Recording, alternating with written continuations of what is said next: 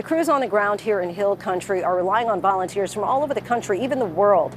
And tonight, the State Department is expressing gratitude to Mexico for helping with the flood recovery efforts, saying we are thankful to our regional partners, including our friends and neighbors in Mexico, who generously have sent brave firefighters and members of their civil protection water rescue teams to support the search and rescue efforts in Kerrville, Texas. Another big part of the search effort, the Cajun Navy, no stranger to disasters, and we got a chance to spend part of this afternoon with their team of volunteers as they do the difficult, painstaking work of trying to find the bodies of the missing. As you'll hear, it's very dangerous, heartfelt. Everybody's out here doing the best they can, but it is physically Texas heat, yes, Texas sun. When disaster strikes, the United Cajun Navy answers the call, no matter how difficult. I know you've been doing this For a long time. Since 2009, yes ma'am. But I can't personally imagine us coming upon a corpse. How do you cope with that? As I said, again, you do, and then right away I do the Serenity Prayer, Lord's Prayer, Hail Mary. I am Catholic. And then we have to go out. Yeah, distance yourself a little. Right, yes. The Louisiana-based volunteer group has pitched in during emergencies across the country since Hurricane Katrina in 2005. The flooding catastrophe here in Texas is no different. Beth Remick and her team have been out here in the sweltering Texas heat for days. They found 2 bodies so far, the Cajun Navy recovering 11 overall. Tony, you going far right? And then Brad, can you stay in the center while we walk this way?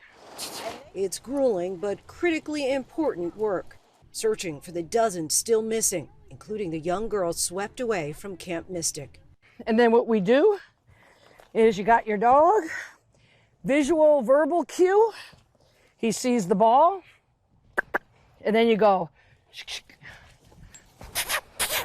So they follow your hand cues. We've got hand. That's a Susar.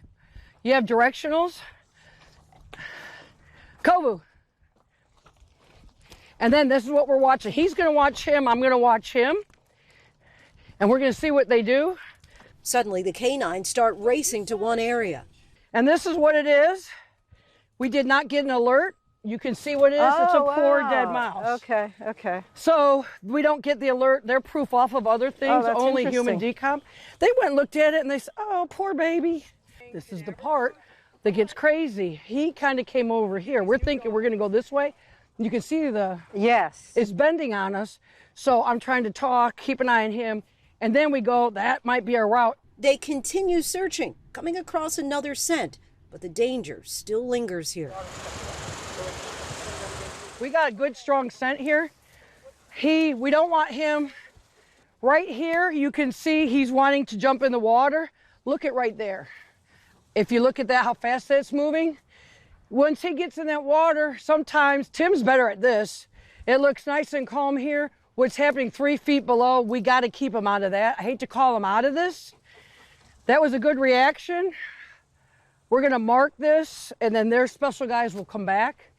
80% of the time, if they know they're going to get to it, the dogs are the decomp. They're the scent detectors.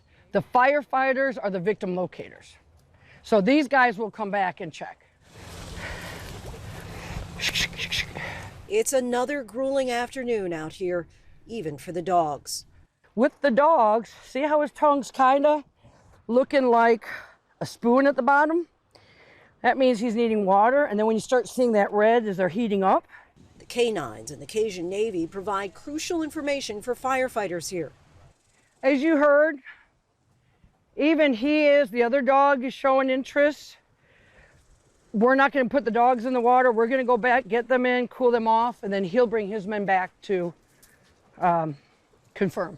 With dozens still missing, Beth says her team will stay here for as long as it takes. We need teams here, so I take the knowledge, bring it back. Trying to help grieving families begin to have some semblance of closure.